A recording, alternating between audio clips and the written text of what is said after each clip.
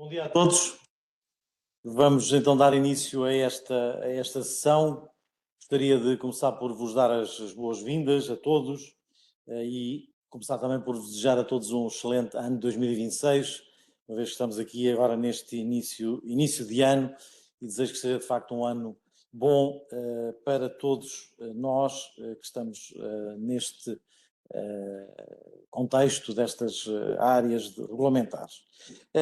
Hoje vamos ter aqui uma sessão que vai ser dedicada à nova versão das orientações sobre as categorias de alterações e as alterações que estão no mercado de medicamentos, uma matéria muito relevante, matéria esta que abrange todos os tipos de procedimentos de autorização e que vai ser aplicável a partir do próximo dia 15 de janeiro de 2026, data essa que, aliás, também é uma data muito importante aqui para nós no Infarmed, porque é o dia do nosso aniversário. Este ano será o 33º.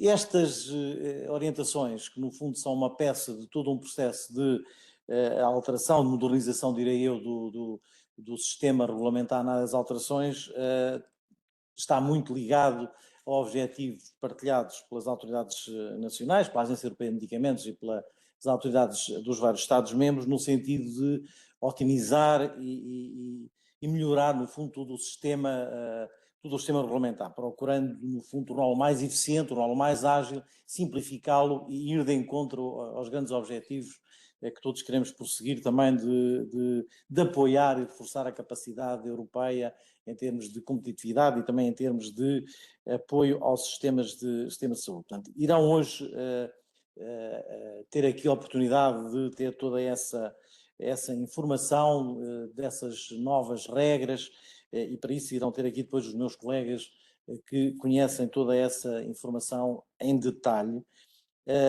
Nós tivemos, de facto, um número muito significativo de adesões, que estão na casa dos 700, 800 pessoas, penso que até estão 800 inscritos, neste momento já está mais de metade aqui a assistir, penso que chegaremos quase a esse número, e portanto isto também é revelador da importância que este novo enquadramento tem, e como eu disse, o aspecto aqui que eu não me canso de referir, e que aliás está ligado também a iniciativas que o Infarmed tem vindo a tomar, como todos sabem, nesta área, que é tornarmos estes sistemas mais ágeis, mais simples e que permitam também ir de encontro às necessidades dos titulares de autorizações de gestão no mercado, e que é também nesse sentido que nós estamos aqui a trabalhar. Eu queria também aproveitar para agradecer todo o papel ativo da parte da indústria, da parte dos titulares da AIM,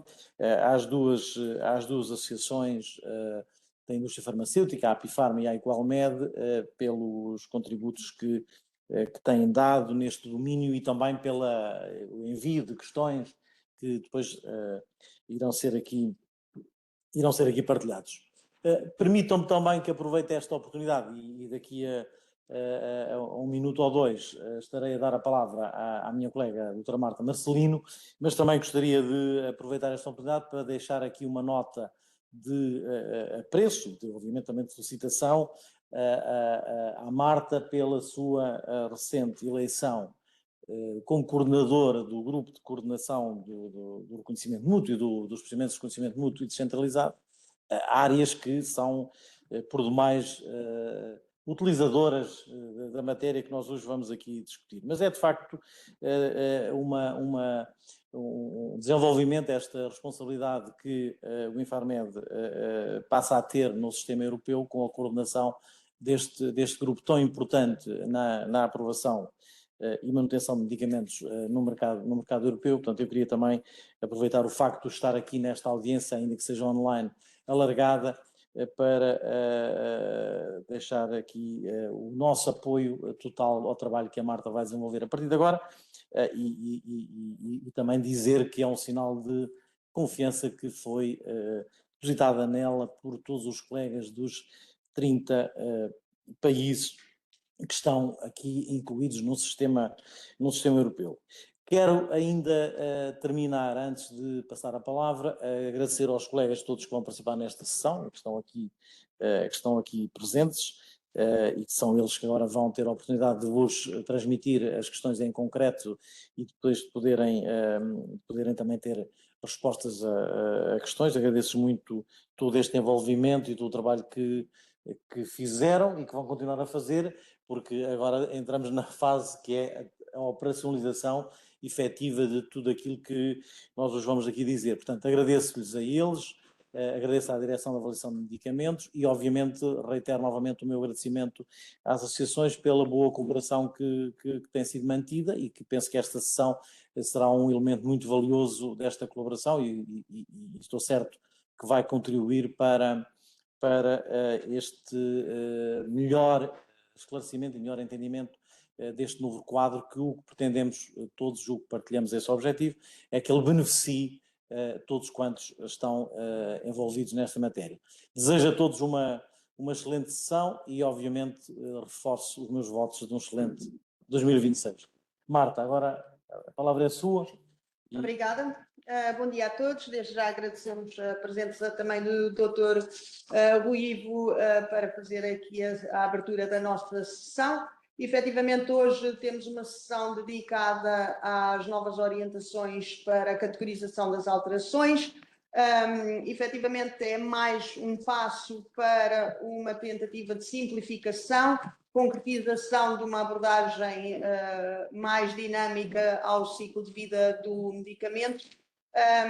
E para tal, hoje temos connosco os colegas Ana Mimoso e Carlos Mendes, que nos vão apresentar as principais alterações que estas novas orientações prevêem nas diferentes áreas da qualidade clínica e também na área administrativa. Vamos também abordar os diferentes documentos orientadores que são disponibilizados pela Agência Europeia do Medicamento e também pelo Grupo de Coordenação do CMDH. Efetivamente, houve uma tentativa de disponibilização destes documentos de forma prévia para que tanto as autoridades como os titulares da AIM se pudessem adaptar a esta nova forma de trabalho que entra então em vigor no dia 15 de janeiro. Depois da apresentação dos colegas, teremos então uma sessão de perguntas e respostas que recolhemos junto das duas associações da indústria farmacêutica, que será apresentada pelo colega Rui Vilar, numa perspectiva também de termos aqui uma dinamização e concretização das orientações mais práticas do dia a dia. Gostaríamos de pedir que quaisquer questões adicionais que vos surjam sejam-nos depois remetidas por e-mail. Já fizemos isso na sessão do ano passado e procuraremos incorporar as respectivas perguntas e respostas na apresentação. Tanto a apresentação como a gravação desta sessão serão depois disponibilizadas no nosso site, que poderá ser depois difundido para outros colegas que, caso não tenham tido a oportunidade de assistir em direto. Portanto, agradecendo aos meus colegas também esta dinamização desta sessão, passo então a palavra em primeira linha à colega Ana Mimoso. Obrigada e votos de uma boa sessão e de um bom ano.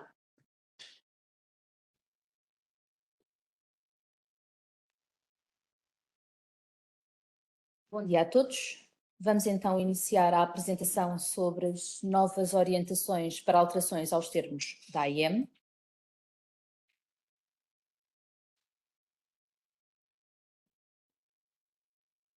Não.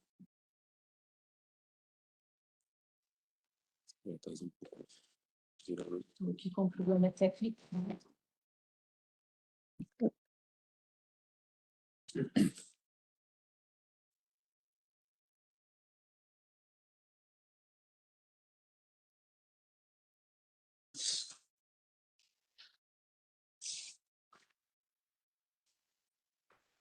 Obrigada. Temos aqui então a estrutura da nossa apresentação. Faremos primeiro um pequeno enquadramento, depois uma revisão das orientações. Falaremos no ponto 3 especificamente sobre o anexo e sobre alterações concretas que existiram ao anexo. E teremos então a parte final sobre perguntas e respostas. Relativamente ao enquadramento, no decurso da revisão da legislação farmacêutica europeia, foi aprovado no primeiro semestre de 2024 o novo regulamento, que já está em vigor desde o início do ano passado, e foram publicadas em setembro de 2025, como consequência da aprovação do novo regulamento, as novas orientações às categorias de alteração. Estas novas orientações, publicadas em setembro, entrarão em vigor a 15 de janeiro de 2026 e é por esse motivo que nos encontramos aqui hoje. Os objetivos desta revisão foi melhorar o sistema, incorporando a experiência que ao longo dos anos já foi sendo adquirida, foi tornar a gestão do ciclo de vida do medicamento mais eficiente para todos, tanto para as autoridades competentes como para os titulares da AIM, e foi também tornar mais ágil a atualização dos documentos orientadores. Entrando aqui um bocadinho mais em detalhe, portanto, tal como disse anteriormente, estas novas orientações vão entrar em vigor a 15 de janeiro e serão aplicáveis a todas as alterações de todos os procedimentos, quer sejam nacionais, de reconhecimento mútuo, descentralizado ou centralizado. O objetivo desta revisão foi rever as categorias das orientações com base na experiência e no progresso técnico-científico, foi aumentar a eficiência dos processos, assegurando uma melhor proteção da saúde pública na União Europeia, foi procurar agilizar o enquadramento regulamentar, simplificando algumas categorias e efetuando até o downgrading de algumas categorias que já existiam e que se mantêm, mas que neste momento são de uma tipificação inferior ao que acontecia anteriormente. Tivemos, obviamente, que adequar as novas orientações ao novo regulamento e também houve o objetivo de tornar as orientações mais future-proof, ou seja, de modo a que a área regulamentar não seja um entrave ao desenvolvimento da inovação e dessa forma conseguirmos todos trabalhar para o progresso técnico-científico da nossa área. Temos aqui os links tanto do CMD como da EMA. Ambos os sites disponibilizaram os novos documentos, assim como muitos documentos orientadores para a implementação desta nova legislação. As principais alterações administrativas foi a eliminação da referência aos medicamentos veterinários, que neste momento já não se encontram abrangidos por estas orientações. E foi também, obviamente, a atualização das referências à legislação que foi alterada. Em termos de organização da informação, houve uma simplificação da informação que é contida nas orientações, eliminando informação que já constava do regulamento ou da diretiva e mesmo informação constante dos documentos orientadores do CMD e da EMA. Também foi eliminada informação que anteriormente se encontrava repetida, encontrava-se descrita em função do tipo de procedimento. Neste momento, esta repetição foi eliminada. Portanto, se a informação é a mesma para os vários procedimentos, ela encontra-se descrita uma única vez. Também houve, portanto, a inclusão da entrada em vigor destas novas orientações. Temos uma lista de definições que foi expandida, temos alguma informação incluída nas orientações relativa a grupos, supergrupos e à atualização anual das UAs.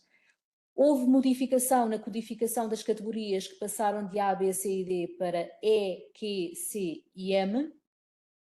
E houve inclusão de informação específica sobre a documentação de qualidade que deve ser revista em alterações com impacto na indicação terapêutica, na posologia ou na dose máxima diária. Agora, relativamente, aproveitando aqui esta apresentação para falar das novas orientações e também para falar um bocadinho sobre as alterações que foram implementadas com o novo regulamento. Temos aqui, relativamente às alterações 1As, um esquema que nos ajuda a perceber a submissão das alterações 1As, tanto em função da sua data de implementação. Portanto, alterações implementadas antes de 1 de janeiro de 2025 tinham atualização anual, era opcional. As categorias a utilizar seriam as atuais, as que neste momento ainda se encontram em vigor, e teriam um prazo de submissão de 12 meses. Portanto, não é expectável que ao dia de hoje ainda existam alterações 1As que necessitem de ser submetidas, uma vez que já nos encontramos em janeiro de 2026. Depois temos as alterações que foram implementadas ou que são implementadas até 15 de janeiro de 2026. A atualização anual já é obrigatória em função do novo regulamento. As categorias a utilizar ainda são as atuais. A submissão já deve ser feita no prazo de 9 a 12 meses após a implementação da primeira 1A a ser incluída nesta atualização anual, exceto nos casos acordados e discutidos no CMD. Todas as alterações 1As implementadas a partir de 15 de janeiro de 2026 devem utilizar a atualização anual, devem já utilizar as categorias em vigor a partir desta data. A submissão deve ser feita no prazo de 9 a 12 meses, exceto nos casos acordados no CMD. Temos só aqui uma nota, relativamente às 1As de implementação imediata, elas também podem ser incluídas nas atualizações anuais, desde que a submissão da atualização anual seja efetuada imediatamente após a implementação destas alterações 1As e Ns. O que não pode acontecer é atrasarmos a notificação de uma alteração 1A de implementação imediata com o argumento de que ela será incluída na atualização anual. Temos aqui, só para relembrar, a lista das exceções às submissões anuais. Portanto, as alterações 1As que são aceites como individuais são casos de mitigação de escassez de um medicamento no mercado, são casos de preocupação com a saúde pública. Nos casos em que esteja prevista uma inspeção local de rotina ou que esteja programada uma transferência de titular da AIM, também podem ser solicitadas pelas autoridades competentes, ou então em casos em que na submissão anual se encontrava uma alteração 1A que foi recusada, mas cuja autoridade competente solicita a sua submissão imediata após a conclusão do processo. Esta lista é dinâmica no sentido em que é discutida e acordada no CMD, podem ser incluídas outras exceções e vai ser adaptada em função da experiência adquirida. Sempre que for submetida uma alteração nestas condições, esta justificação tem que estar incluída no formulário, ou seja, estão a submeter uma alteração isolada e explicar qual é a exceção que se aplica ao vosso processo. Temos aqui uns esquemas apenas para esclarecer ou para facilitar o entendimento relativamente a grupos e a supergrupos. Também é uma possibilidade para a submissão das alterações 1As. No caso dos grupos, temos um titular da AIM com um único produto e lá dentro do processo podemos ter várias alterações 1As. No caso dos supergrupos, temos um mesmo titular com mais do que um produto, em que é submetida uma mesma alteração para os dois produtos ou então as mesmas alterações para os vários produtos. Quando são supergrupos de 1As com mais do que uma AIM, se forem da categoria E e Q da guideline, podemos aceitar AIMs de procedimento centralizado e procedimento de reconhecimento mútuo, assim como nacionais. Já como acontecia anteriormente, tem que se contactar o Estado-membro de referência pretendido para que seja dado o número do processo e o acordo relativamente à submissão deste supergrupo. No caso de um mesmo Estado-membro de referência, pode ser aplicado a qualquer categoria de alteração, no caso dos medicamentos de procedimento centralizado e de reconhecimento mútuo. Isto também se aplica, obviamente, aos medicamentos centralizados. Este esquema já não é novo, mas optámos por mantê-lo para facilitar aqui o entendimento entre a submissão de supergrupos e de alterações excepcionais. Portanto, mais do que uma AIM pode ser incluída no supergrupo, apenas uma AIM, se estiver na lista de excepcionais, pode ser uma alteração isolada, caso não esteja na lista das exceções, terá que ser incluída na submissão anual. Portanto, as alterações 1As sempre numa submissão anual ou através de supergrupos de 1As para várias AIMs. As submissões isoladas são excepcionais de acordo com a lista que está disponível no CMD.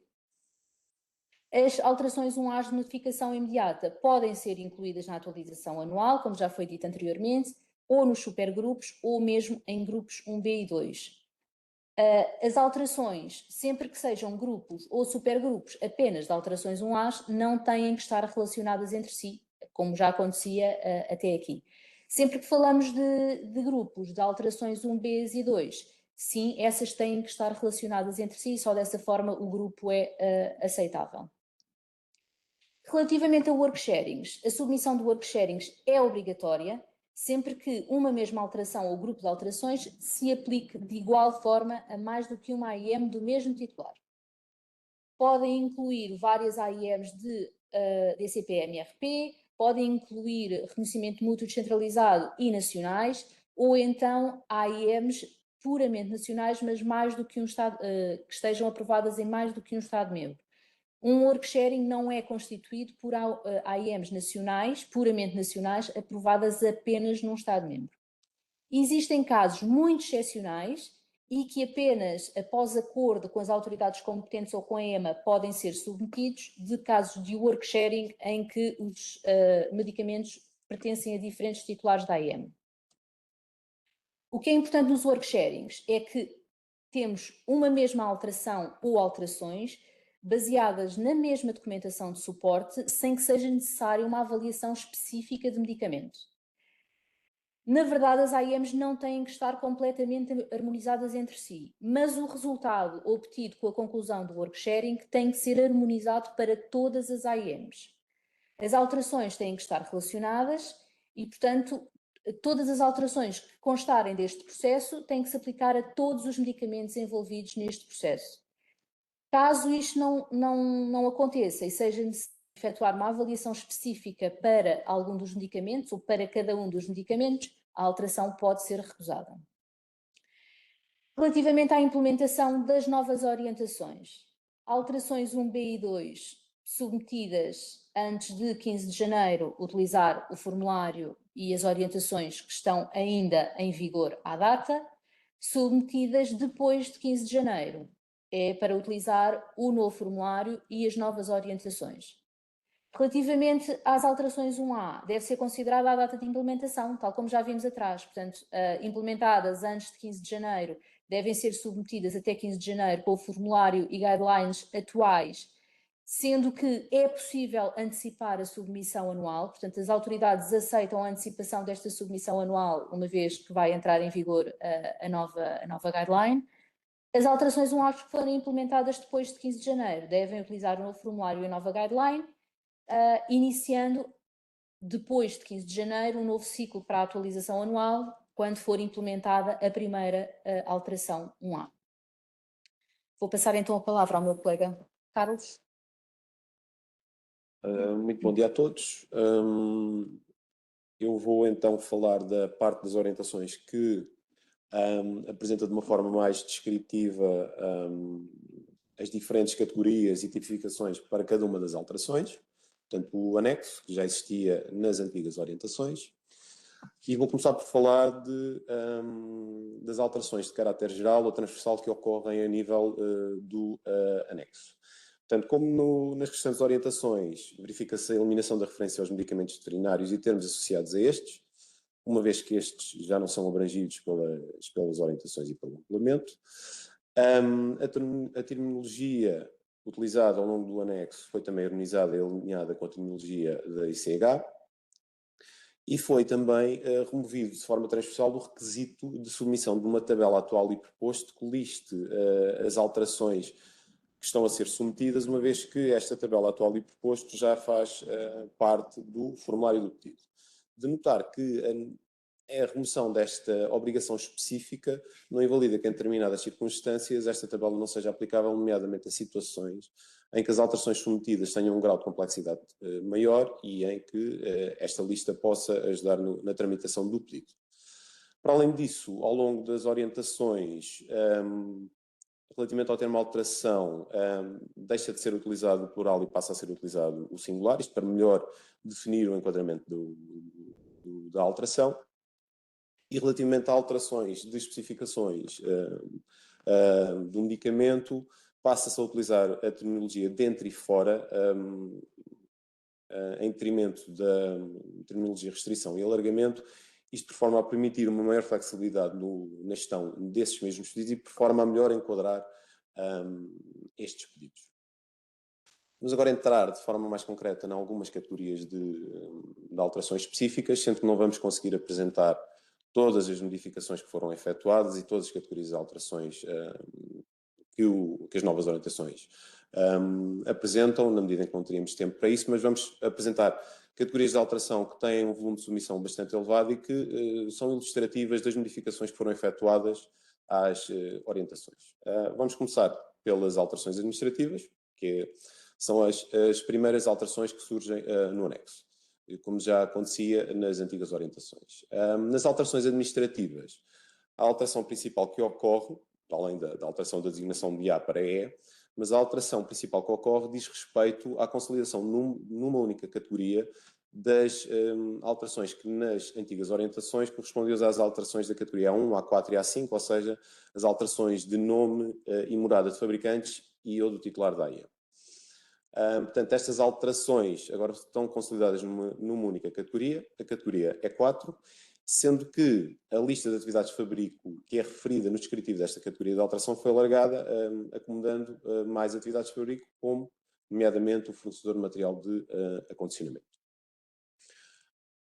Para além desta alteração que aconteceu a nível da categoria E4, para as demais alterações administrativas previstas nas orientações, não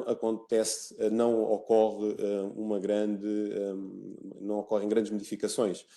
Ocorrem fundamentalmente modificações a nível do número sequencial das categorias e pequenos ajustes. Temos, por exemplo, que as antigas alterações A2 para mudanças de nome agora passam a ter codificação E1. As antigas alterações A3 para mudanças de nome da substância, as A2, a mudança de nome do medicamento, as A3, mudança de nome da substância ativa ou de um excipiente, passam agora a fazer parte da categoria E2, sendo que para esta categoria, para além da referência à substância ativa e ao excipiente, passa a também ser feita referência a dispositivos médicos e componentes de acondicionamento. As antigas alterações A6 para mudanças de códigos ATC passam a ter a designação da categoria E3, sendo que nestas alterações consegue-se ver uma daquelas mudanças transversais que mencionei anteriormente, nomeadamente a subscrição à referência aos medicamentos veterinários. Para além disso, uma outra categoria que sofre mudança de número sequencial e um ligeiro ajuste é a categoria A7, que passa a ser a categoria E5 nas novas orientações, sendo que, mais uma vez, aqui temos uma lista das atividades de fabrico referidas no descritivo alargada, com inclusão, nomeadamente, do exemplo que mencionei anteriormente, do fornecedor de material de acondicionamento. A nível das alterações administrativas, são fundamentalmente estas as modificações que ocorrem das antigas orientações para as novas orientações. Vamos então agora entrar nas alterações de qualidade. As alterações de qualidade que agora passam a ser designadas por Qs, em detrimento das antigas alterações Bs. E vamos começar por falar das alterações de fabrico da substância ativa.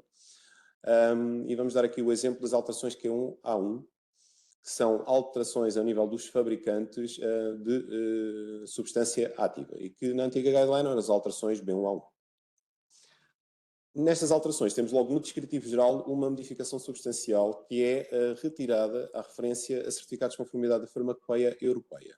Isto porque esta referência restringia o enquadramento destas alterações e criava, em alguns casos, dificuldades na gestão deste tipo de pedidos, Vamos ver que, a nível das alterações de CEP da nova guideline, até vai surgir uma nota explicativa relacionada com esta remoção. Passando agora, em concreto, às categorias de alteração, temos a categoria Q1A1, A, que é uma alteração que já existia nas antigas orientações, mas cujo o enquadramento foi alargado, uma vez que foi removida a restrição que existia nesta categoria de alteração, que obrigava a que os fabricantes que fossem alterados pertencessem ao mesmo grupo farmacêutico. Esta restrição foi agora retirada nas novas orientações. A nova categoria B das novas orientações agora agrega duas categorias antigas, a categoria C e G, que eram categorias relativas a vias de síntese substancialmente diferentes e atualização substancial do dossiê relativamente no que diz respeito a fabricantes de substância ativa.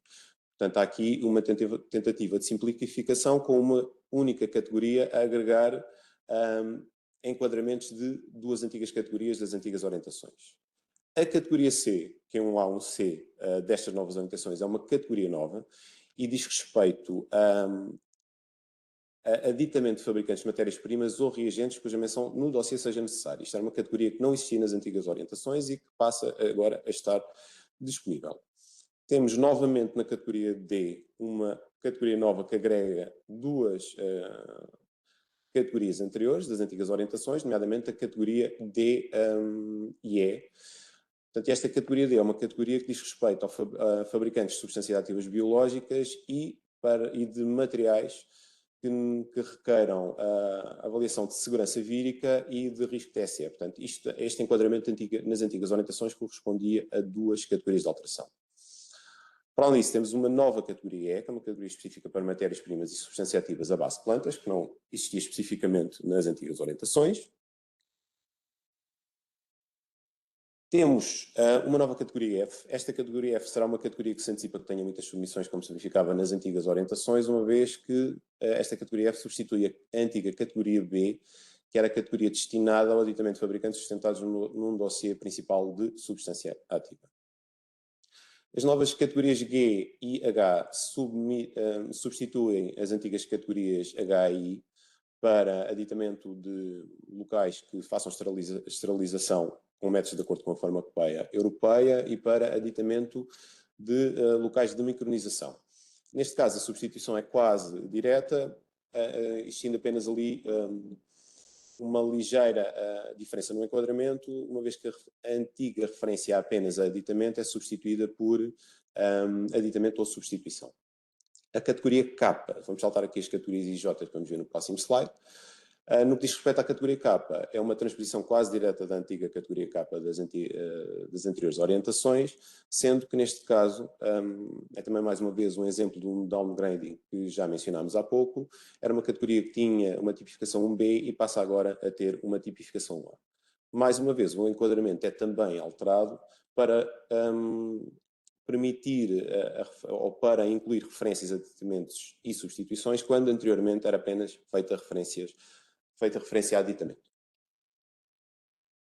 Vamos então ver agora as categorias que não vimos neste slide, no slide anterior, as novas categorias I e J. As categorias I e J serão as categorias correspondentes às antigas categorias F e J das antigas orientações, sendo que aqui o enquadramento mudou ligeiramente. A categoria I passa a ser uma categoria específica para medicamentos biológicos, em que os procedimentos analíticos aplicados no controle da substância ativa sejam procedimentos analíticos biológicos, imunológicos e imunoquímicos. Esta alteração sofreu um downgrade tipo 2 também para tipo 1B. De referir que estamos a falar de alterações de locais de libertação do lote. Nós estamos a falar de alterações de procedimentos analíticos. Toda esta categoria que é 1A1 se refere à alteração de fabricantes. A categoria J passa a ter também uma abrangência maior, na medida em que, para além de substâncias ativas não biológicas, acomoda também alterações relativas a substâncias ativas ou matérias-primas utilizadas no fabrico de substâncias ativas biológicas, quando os procedimentos analíticos efetuados por este fabricante sejam procedimentos analíticos físico-químicos e ou microbiológicos. Mais uma vez, ressalvar que nesta categoria de alterações o que se pretende fazer é a alteração de fabricantes que desempenham estas atividades e não a alteração dos procedimentos analíticos em si. Caso exista uma alteração do procedimento analítico, terá que ser feita uma submissão adicional de um pedido de alteração. Na categoria correspondente será uma alteração da categoria que é 1B2 das novas orientações. Vamos então agora passar, se assim quiser, exato, para a categoria Q1A2. Mantemos ainda na substância ativa e no fabrico da substância ativa, mas neste caso estamos a falar dos processos de fabrico da substância ativa. As modificações maiores que ocorrem das antigas orientações para as novas orientações são aquelas que são identificadas à direita. Portanto, no que diz respeito à categoria A, foi removida a antiga condição 5 das antigas orientações, que era uma condição que excluía a aplicabilidade desta categoria a medicamentos biológicos ou a medicamentos com substância ativa biológica. Ou seja, esta categoria 1A passa a poder ser aplicável a medicamentos com substância ativa biológica com o devido enquadramento. Uma vez que foi suprimida a condição 5, na condição 2 foram incluídos detalhes adicionais que são aplicáveis às substâncias ativas biológicas para o devido enquadramento da alteração nesta categoria. A nova categoria B passa a agregar as duas antigas categorias B e C para alterações maiores ao processo de fabrico. Deixa assim de existir uma categoria específica para a substância ativa biológica que seria a antiga categoria C. Ou seja, a divisão nestas novas orientações é feita fundamentalmente entre alterações menores e alterações maiores ao processo de fabrico. As alterações da categoria C e D são alterações que mantiveram, são quase das novas orientações, são a transposição de categorias das antigas orientações, sendo que a categoria C, que diz respeito a substâncias ativas à base de plantas, sofreu também um downgrade de tipo 1B, de tipo 2 para tipo 1B. Adicionalmente, verifica-se nestas categorias de alteração o aditamento de uma nova categoria, a categoria E, que corresponde a uma antiga categoria que surgia nas recomendações ao abrigo do artigo 5º e que foi, assim, incorporada nas alterações previstas nas orientações. É a categoria que diz respeito à supressão de um processo de fabrico da substância ativa. Isto quando já existam, quando estejam autorizados mais que um processo de fabrico. E que respondia, de acordo com as recomendações do artigo 5º, a uma antiga categoria B1A2G, como se vê ali no canto inferior direito. Vamos agora então passar a alterações de qualidade, mas já do produto acabado. E vamos falar primeiramente também da categoria Q2B1, que é uma categoria que diz respeito a fabricantes no fabrico do produto acabado. Corresponde à antiga categoria B2B1. E também podemos ver aqui as principais modificações que ocorreram, são aquelas que surgem à direita. As categorias A e B são transposições quase diretas das antigas orientações para aditamento de locais de acondicionamento secundário e acondicionamento primário. Não houve aqui modificação. Mas relativamente à categoria C, na categoria C foi removida a referência a medicamentos biológicos. Portanto, esta categoria, que é uma categoria para aditamento de fabricantes que executem processos de fabrico novos ou complexos, passa a ser aplicada de forma transversal a todos os medicamentos, sem existir uma referência específica a medicamentos biológicos. Será importante aqui referir que foi publicado no site da EMA uma nova pergunta e resposta relativa ao que é que se trata, ao que é que se refere estes processos de fabricos novos ou complexos. Portanto, cada vez que haja alguma dificuldade no entendimento de quais os procedimentos a enquadrar nesta categoria de alteração, sugerimos a consulta desta nova pergunta no site da EMA. A categoria E a nova categoria é uma categoria que apresenta aqui algumas diferenças substanciais relativamente às antigas categorias similares das antigas orientações, uma vez que deixou de existir a restrição a atividades de acondicionamento primário e secundário. Portanto, ou seja, esta categoria engloba já estas atividades de fabrico também. Para além disso,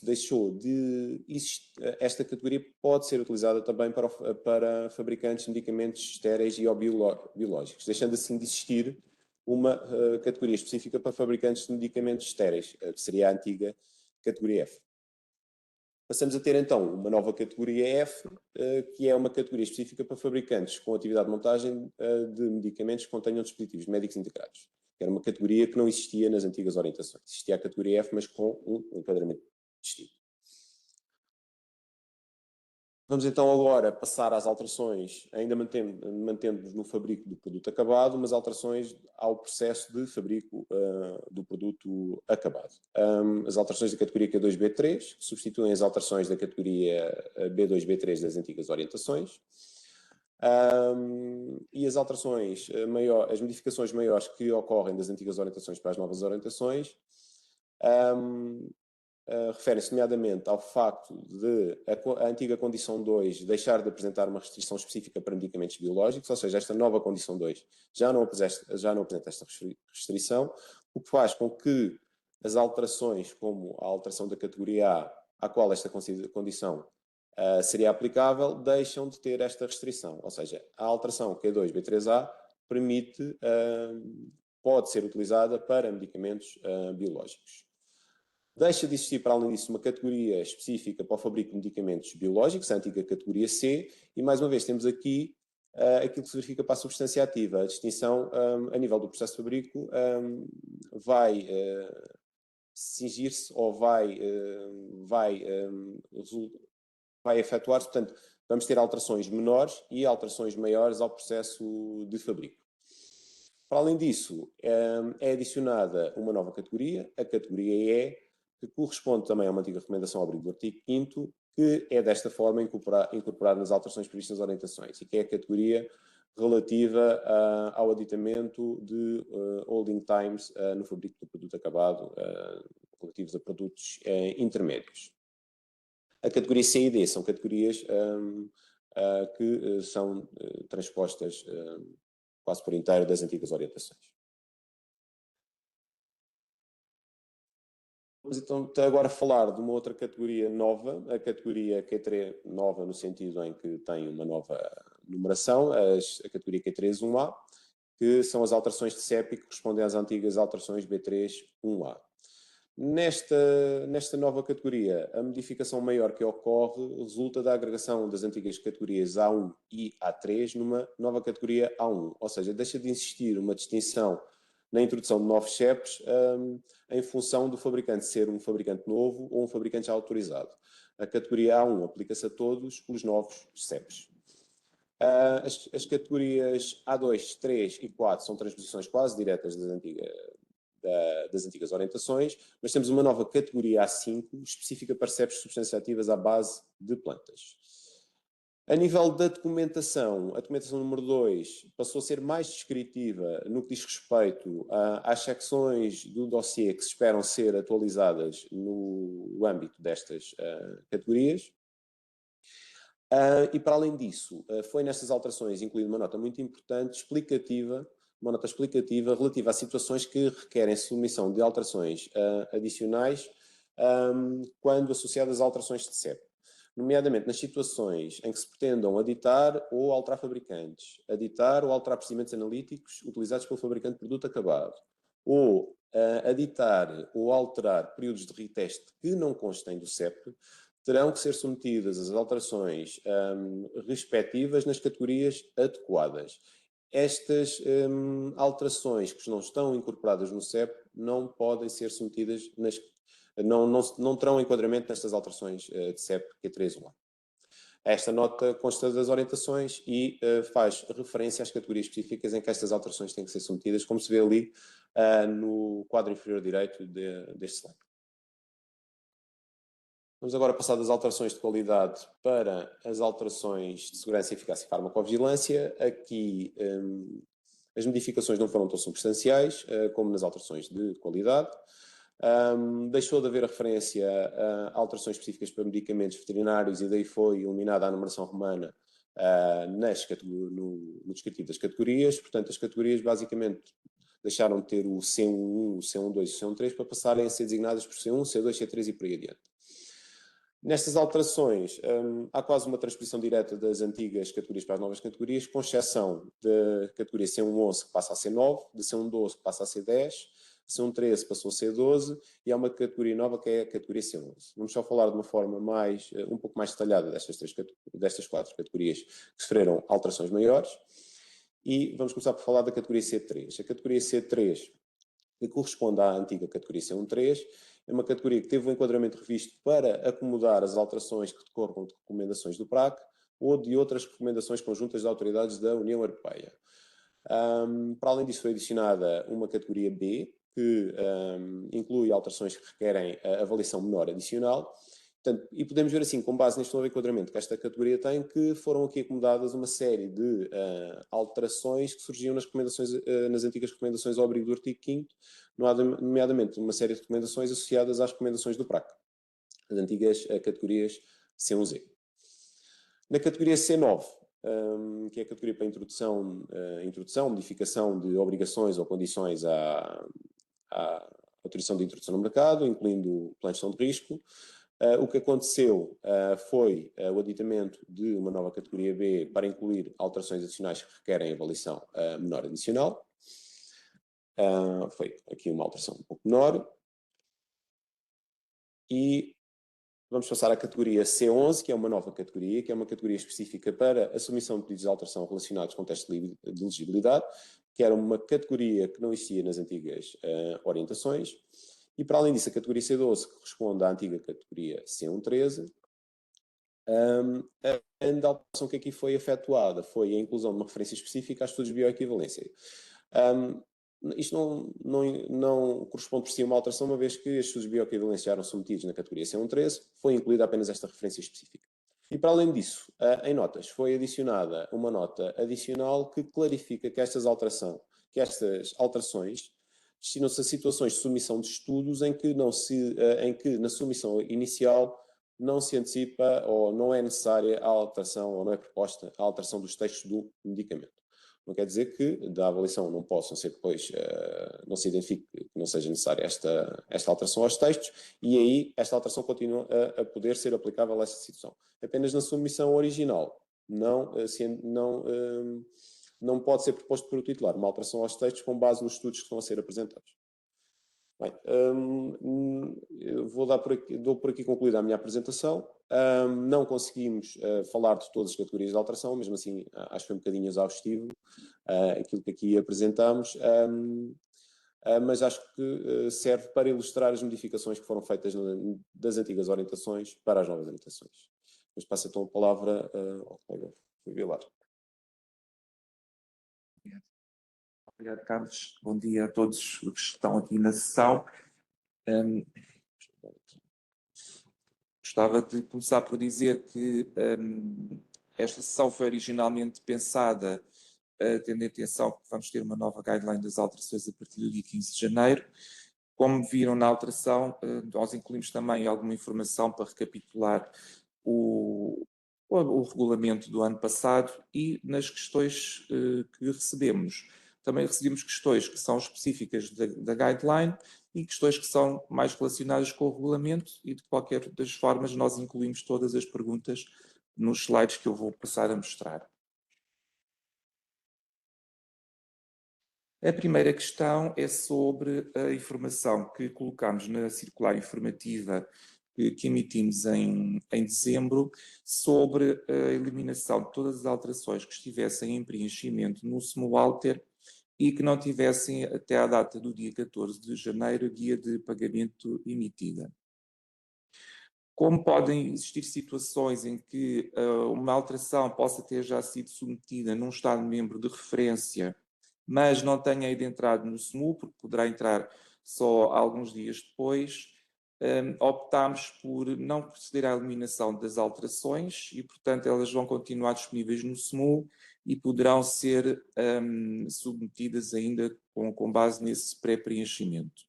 Como também não vamos fazer eliminação destas alterações, não iremos eliminar nenhuma alteração, o que significa que vão ser mantidas no SMU em preenchimento as alterações de AIMs nacionais ou alterações que seriam para entrar pelo procedimento de reconhecimento mútuo com Portugal como Estado-membro de referência, mas gostaria aqui de alertar que isso não significa que as alterações possam entrar a partir do dia 15 com as categorias anteriores. Nós estamos a fazer esta mudança no planeamento que tínhamos pensado inicialmente, mais de momentos diferentes em que as alterações possam já ter sido aceitas num estado de interferência com as categorias anteriores e, por algum motivo, não possam ainda ter sido possível a sua entrada no SMU Alter.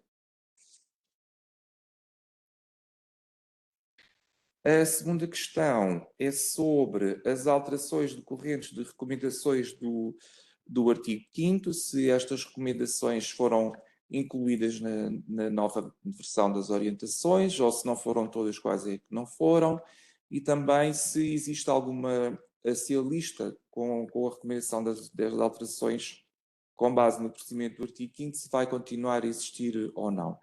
Como podem verificar consultando o sítio do CMD, o ficheiro Excel que continha a lista de todas as alterações que foram recomendadas pelo procedimento do artigo 5º, neste momento encontra-se vazio. As alterações que existiam na lista anterior foram incluídas na nova guideline. Numas situações, como também o meu colega Carlos aqui demonstrou, a inclusão foi direta, portanto percebe-se diretamente que há uma inclusão de categorias específicas que existiam naquela lista. Nos outros casos, a redação das categorias foi alterada de forma a torná-las mais abrangentes, mais flexíveis e, portanto, a permitir incorporar as alterações que existiam do artigo 5º por essa via. De qualquer forma, o artigo 5º, este procedimento mantém-se na revisão do regulamento, até é possível possam vir a existir de futuro novas recomendações para a categorização de alterações com base neste procedimento. E, além disso, uma das mudanças que foi feita na revisão da legislação no ano passado foi permitir que a revisão da guideline das alterações fosse mais flexível e o que se espera é que a guideline possa ser revista todos os anos se de facto se justificar que há necessidade de mudar categorias, tipificações ou incluir outro tipo de informação. E assim abrangerá também alterações do artigo 5º que, entretanto, possam vir ter sido feitas e que até possam ter sido incluídas no ficheiro que é publicado no site do SMD, essas próprias alterações serem incorporadas na guideline e voltarem a sair do ficheiro.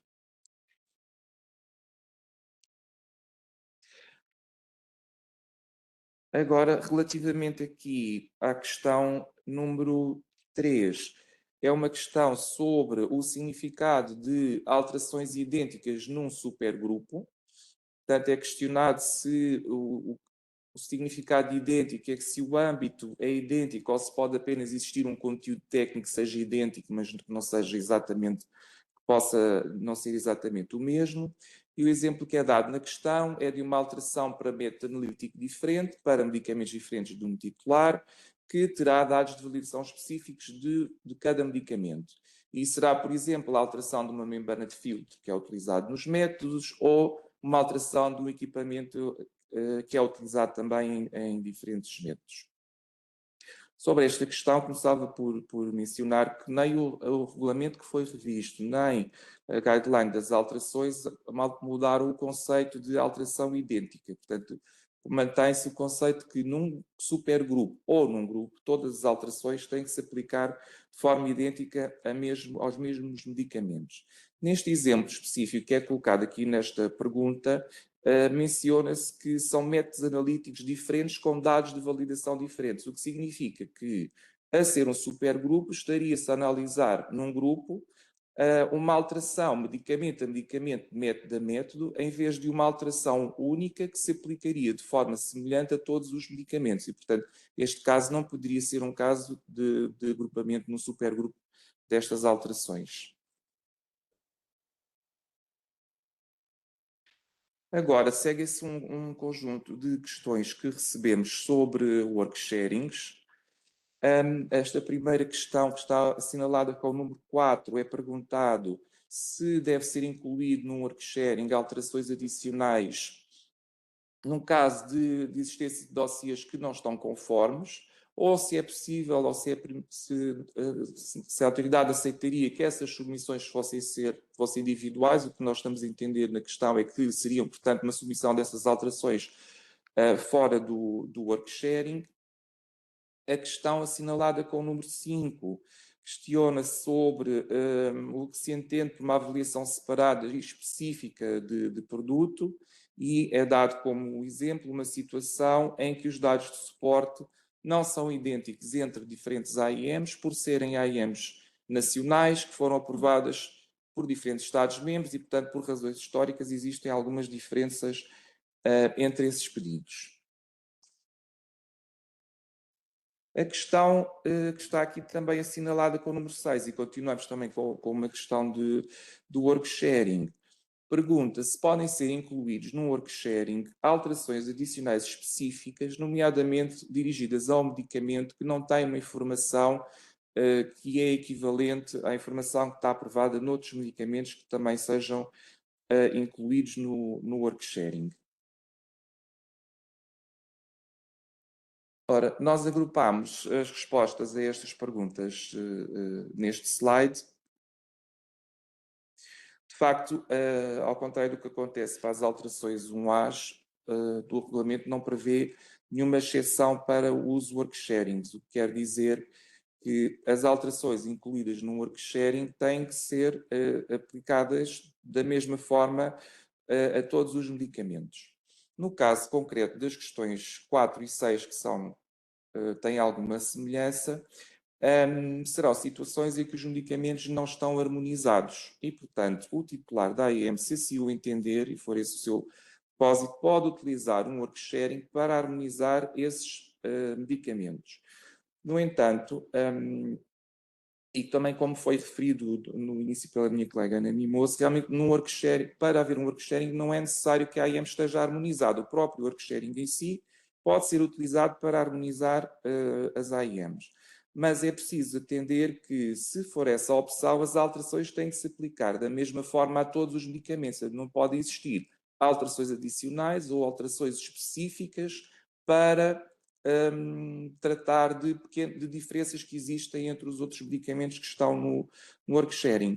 Na verdade, se isso é o que de facto existe, se há uma situação específica para aquela AIM, na verdade não estamos perante o work sharing, mas estamos sim por uma submissão individual de alterações que pode eventualmente incluir só uma AIM e se calhar com essa alteração, essa especificidade até ficará igual às outras AIMs que se pretenderia incluir no work sharing. Sobre a questão 5, a questão refere que os dados de suporte têm que ser avaliados, têm especificidades por medicamento. Ora, como tem especificidades por medicamento, é uma avaliação produto a produto. Não é uma avaliação de uma alteração que se aplica de igual forma e com a mesma base de avaliação para todos os medicamentos e, portanto, também não poderá ser uma situação que seja incluída num work sharing. Questão número 7, continuamos com uma questão sobre work sharings.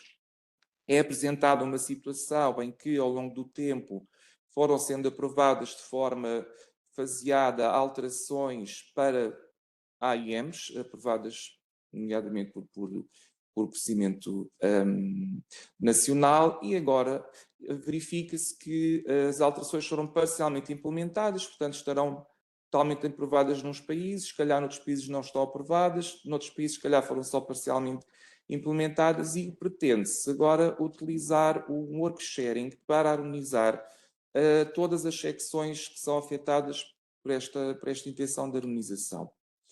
E a questão pergunta se o Infarmed está alinhado com uma ata que foi publicada da reunião do CMD de novembro de 2024 e que refere que, no caso de uma situação como esta que está aqui exposta, se os medicamentos que já estão harmonizados podem não ser incluídos no work sharing. Portanto, é isso que diz a ata, que nessa situação, esses medicamentos que já estão harmonizados e com os quais se querem harmonizar os outros, podem não ser incluídos no work sharing. Por outro lado, pergunta-se, não sendo esse o caso, e se fosse requerido pelo Infarmed, como é que seria essa submissão e como é que seria o pagamento das respectivas taxas nos Estados-membros.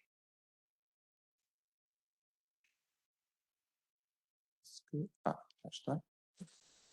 Pronto, de facto, confirmamos que o Infarmed está alinhado com o que está publicado na ata do CMD, e portanto é isso que também aplicaremos, mas também gostávamos de vos informar que, ao mesmo tempo que também foi discutida essa informação publicada na ata, foi publicada pelo CMD a pergunta 411 nas perguntas sobre alterações, em que se refere que caso as empresas o pretendam, podem incluir os medicamentos que já estão atualizados e harmonizados no work sharing com os medicamentos que também vão ser atualizados para garantir que no fim da avaliação se mantém uma harmonização final de todas as AIMs. Mas isto é uma opção, portanto não é obrigatório que seja feito desta maneira, se for a opção for não o fazer. Pode ser feito um work sharing só com os medicamentos que ainda não estão harmonizados com o objetivo que é pretendido. No caso de se escolher incluir todos os medicamentos, então haverão alterações para esses medicamentos e aplicar-se-ão também as taxas para essas alterações, conforme as taxas que existem para cada Estado-membro. A questão número 8, passamos agora para um assunto diferente, que é sobre as atualizações anuais. E, neste caso, é colocada uma situação em que poderá ter havido uma alteração 1A, que foi implementada em 2025. É também referido que não se trata de nenhuma exceção que está incluída no capítulo 6, para permitir uma submissão fora da atualização anual, e pergunta-se se, uma vez que é só uma alteração, portanto não se tratará de um grupo, se o número de processo de alteração deve ter no fim o sufixo "g".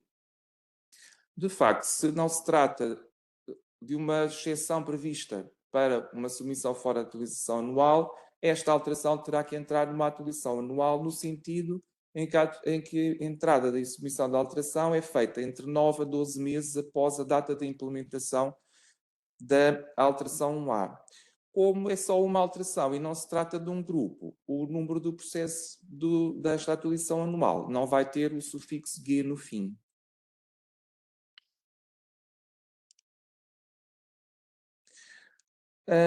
Na questão 9, temos uma segunda questão sobre atualizações anuais, e aqui é um caso concreto de uma AIM que está em 3 dosagens, 5, 10 e 20 miligramas, e teve uma alteração que só foi implementada para 2 das dosagens e não foi implementada para a outra. E pergunta se será melhor fazer um relatório, aliás, uma atualização anual por dosagem, ou se poderá ser tudo agrupado numa única atualização anual e depois justificando porque é que haverá esta alteração. Neste caso, que é apresentado aqui nesta pergunta, a forma de o fazer será uma atualização anual para as dosagens de 5 e 10 miligramas, no caso das alterações serem iguais para as duas, e depois para a dosagem de 20, como não terá as mesmas alterações da outra dosagem, será feita uma atualização anual separada.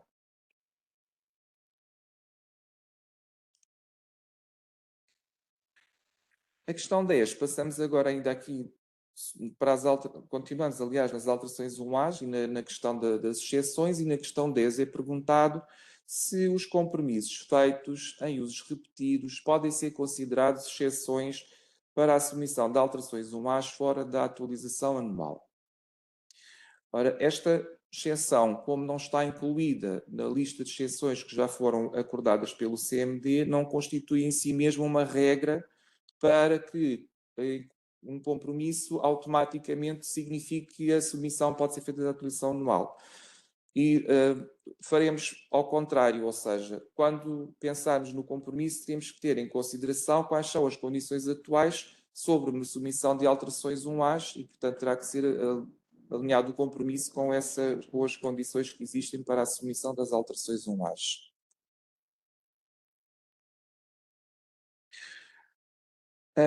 Temos agora aqui uma questão sobre datas de implementação, e é referido na questão que no regulamento vem mencionado que a data de implementação para alterações tipo 2 de segurança deve ser acordada com as autoridades, mas depois nas orientações vem referir que a implementação deve ser imediata.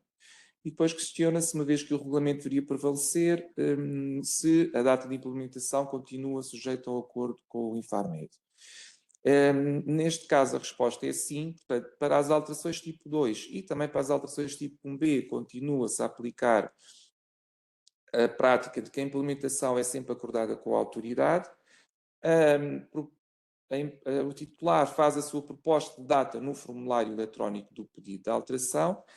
Caso não haja nenhum comentário, será essa a data aceita, ou se houver algum comentário, depois será discutido com a empresa qual a data que poderá ser aceita. Mas, portanto, continua a haver um acordo entre a data que é proposta pelo titular e depois é acordada com o Infarmed.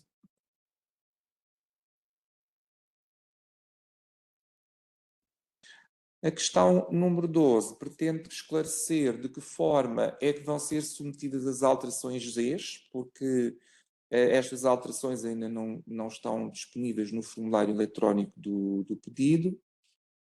Estas novas orientações para as alterações não alteram a possibilidade de submissão de alterações não previstas e, portanto, continua a ser possível submeter a alterações Zs.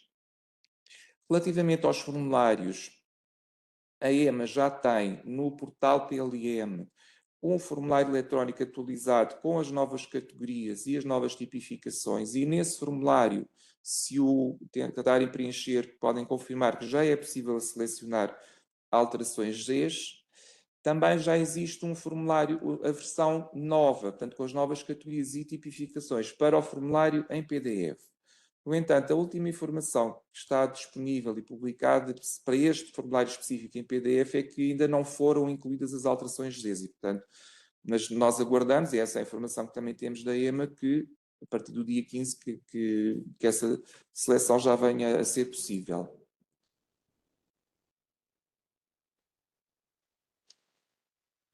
Nesta questão aqui assinalada com o número 13, pergunta-se o que sucede numa situação em que uma alteração entrou com as categorias atuais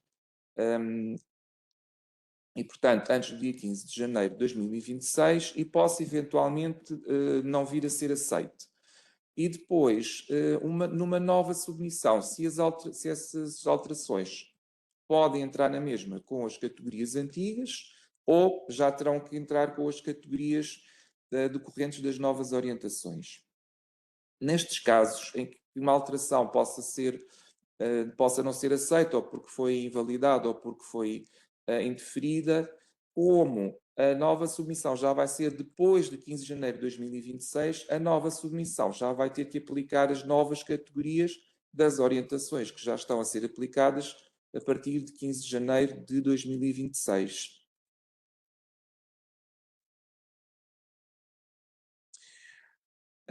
A questão 14 pergunta-se qual é o critério para escolher entre a alteração Q2B1C, que é utilizada para aprovar fabricantes onde vão ser realizados processos fabrícicos novos ou complexos, ou a alteração Q2B1E, que é uma alteração que será utilizada para novos fabricantes, em que não vem esta referência de que o processo de fabrico seja novo ou complexo.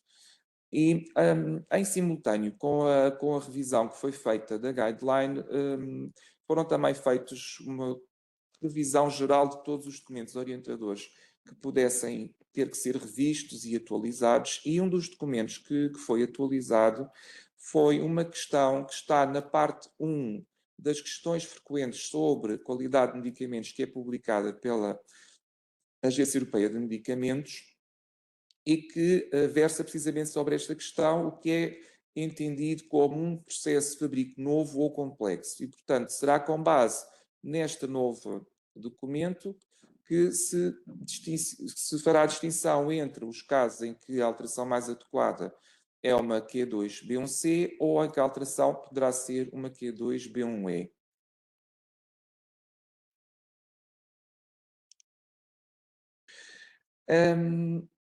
A questão 15, relativa às alterações de CEPs, faz menção a um novo texto que existe nas novas orientações relativamente ao documento 2, em que se optou por identificar de uma forma mais clara quais são as secções do dossiê da AIM que poderiam ter que ser atualizadas numa alteração de CEP. E realmente, como a própria questão diz, na versão anterior isto não vinha assim detalhado.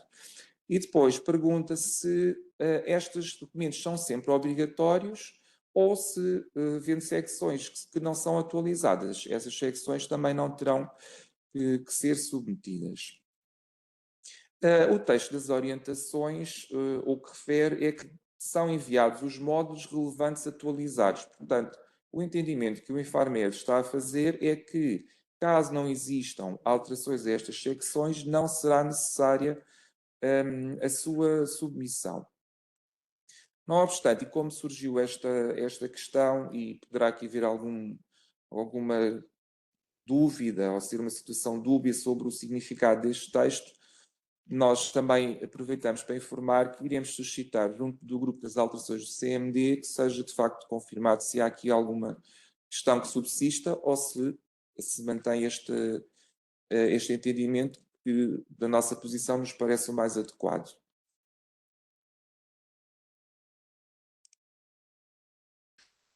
Chegando à última questão, a questão 16 é sobre quais serão as atualizações ao SMUALTER que vão ser efetuadas e que decorrem do início da aplicação das novas orientações.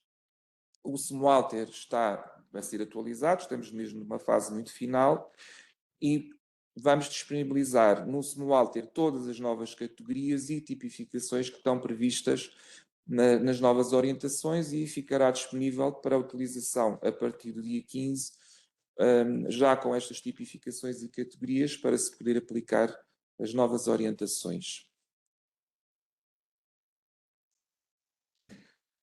E resta-me então agradecer a participação de todos. Nós, como referimos, vamos disponibilizar esta apresentação e estamos também disponíveis para receber questões adicionais que nos podem ser enviadas por e-mail.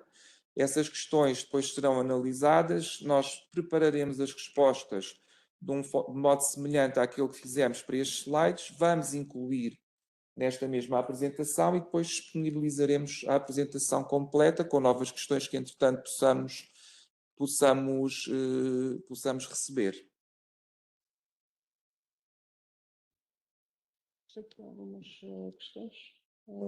Existe alguma flexibilidade, se calhar encorajar a submissão o mais rapidamente possível. Pois, estamos aqui só podemos, se calhar, abordar esta questão, porque é uma das questões que, se calhar, tem mais premente neste momento, se existe flexibilidade para a submissão de alterações UAS implementadas em 2025 e que não foi possível a submissão até 15 de janeiro. Pois, de facto, nós temos aqui um corte do dia 15 e, portanto, nós pedimos que estas alterações entrem antes do dia 15. A Comissão Europeia, aliás, teve o cuidado de dar um período de implementação alargado, porque a guideline foi publicada já há algum tempo e, de facto, o que tem sido conversado entre a Agência Europeia de Medicamento e também as outras autoridades de medicamento é que recomendamos mesmo muito que seja tudo feito antes do dia 15, até porque uma das tensões que se tem é que esta nova guideline, revista com a experiência, seja para nos ajudar a nós e às empresas a que os autorizações possam também correr de uma situação fluida e depois acabamos por entrar numa situação que se prolonga em que estamos a trabalhar em simultâneo com uma guideline e em simultâneo com outra e isso depois também causa aqui um bocadinho de entropia. Portanto, recomendamos que possam enviar estas alterações antes do dia 15. Se calhar só acrescentarmos que o período de indisponibilidade do SMUALTER, se o ocorrer, será devidamente também assinalado junto dos titulares da AIM também para a atempada organização. Deixámos também aqui nos comentários que podem remeter as questões diretamente para mim, para o colega Rui Vilar ou para a colega Ângela Amorim e qualquer dificuldade também no funcionamento do SMUALTER façam-nos chegar também para que possamos também articular internamente. Todas as outras questões nós vamos, entretanto, preparar a resposta e atualizaremos a nossa apresentação, contando até ao final da semana disponibilizar a mesma no nosso site. E, assim sendo, dou por encerrada a sessão, agradecendo a vossa participação e disponibilidade. Um bom resto de dia.